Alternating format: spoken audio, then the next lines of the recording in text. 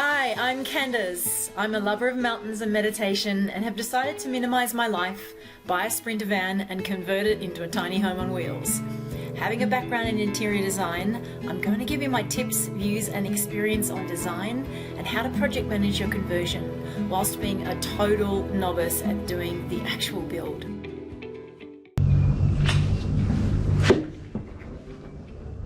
Hi there and welcome back to the channel. So finally I'm up to building cabinets, and this is no small endeavor for a novice. You're cutting pieces that need to be very precise. You're needing to square things. So I've done a whole lot of research and worked out exactly which tools I need, which plywood I need. And again, you know, one of the things about building a tiny home in a van is to get the most out of your space, you have to be thinking in very small tolerances. What that means is losing 1.5 inches, the difference between 3/4 inch plywood and a 2x4, or two of them on each side, that's a lot of space, right?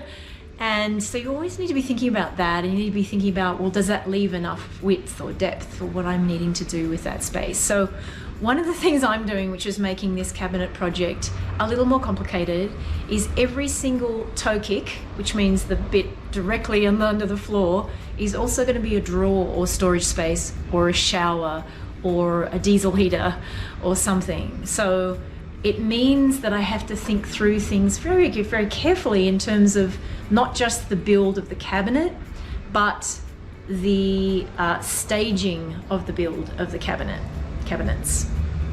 Okay, so we start with sketching. So I think I've said I've gone old school and I'm sketching things by hand at the moment. Part of the reason is I can be here in the van measuring things and sketching things really fast at the same time. So it's kind of funny that, you know, I was a massive advocate of AutoCAD and computer-aided design as a designer, and I was one of the first ones to relish it and take it up in Australia, and yet I've gone old school for this project, so go figure.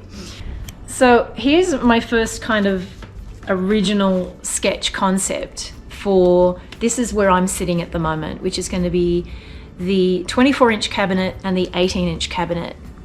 Okay, and this has a shower pull-out underneath it, and that will have a toe kick drawer going in that direction.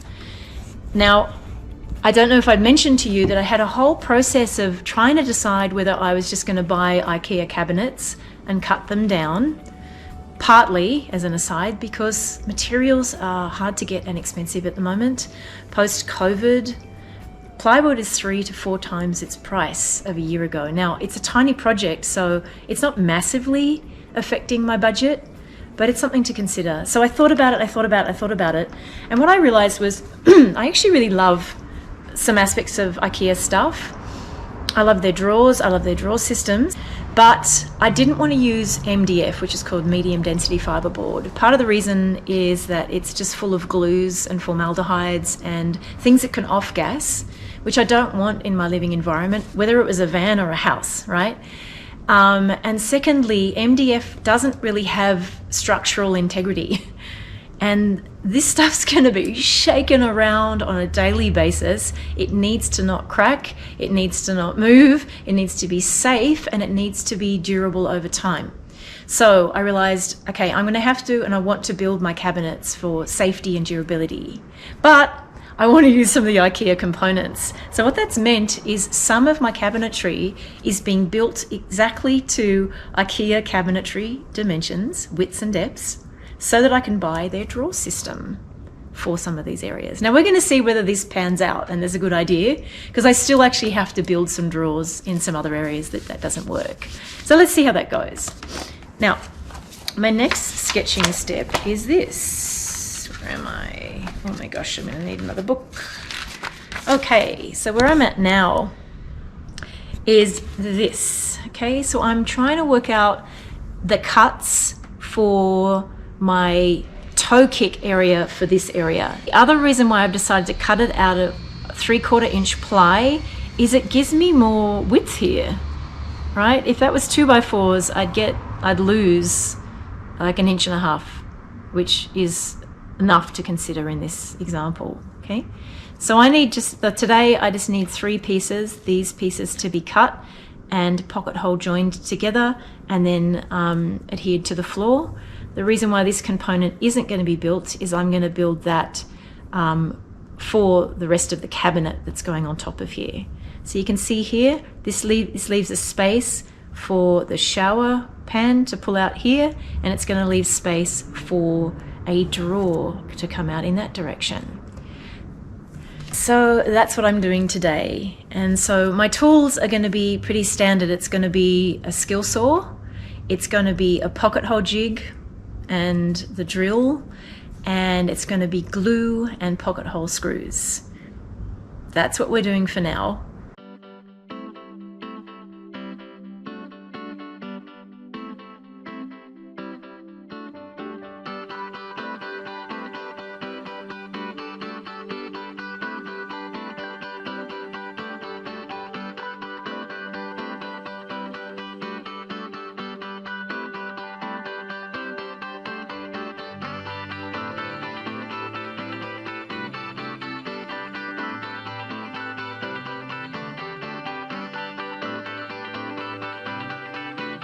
So just a few things.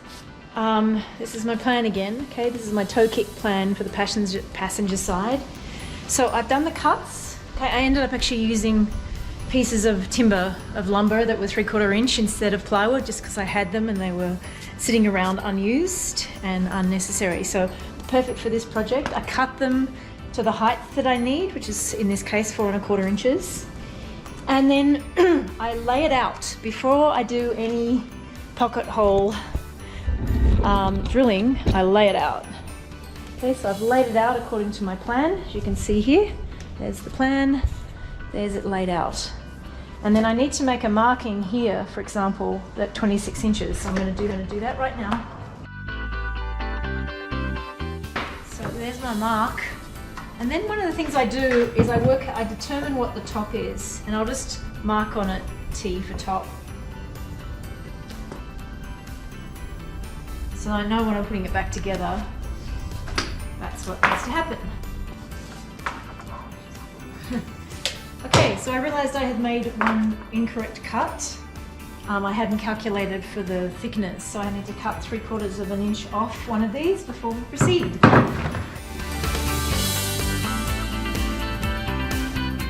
Now that I've got that right, I do this thing where, I'll try to show you, I just mark an arrow, which is the direction of the pocket hole.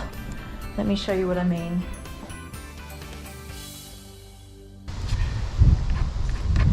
I'm going to try to show you what that looks like, because it kind of works really well.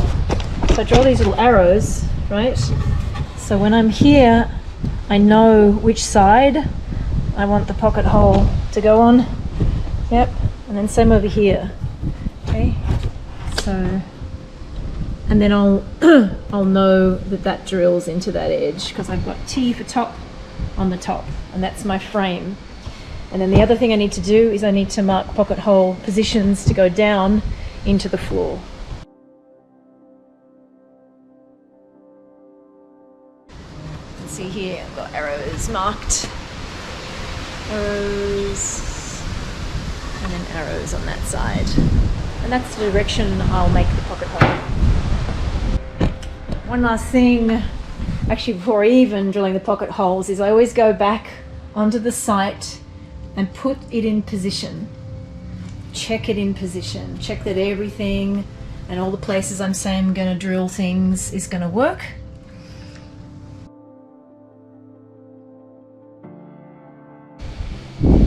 Perfect. And now I can go back and finish drilling the pocket holes.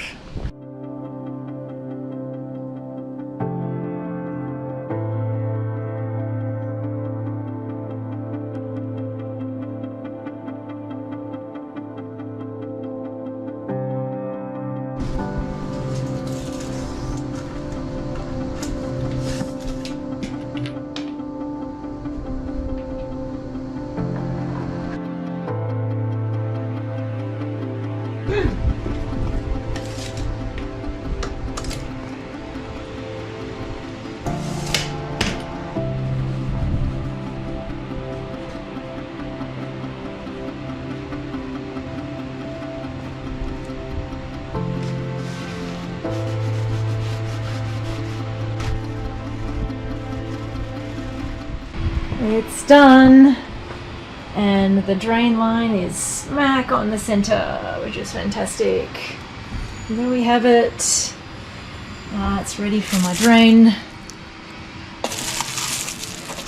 And we're ready to actually start to build the cabinets on top. Exciting.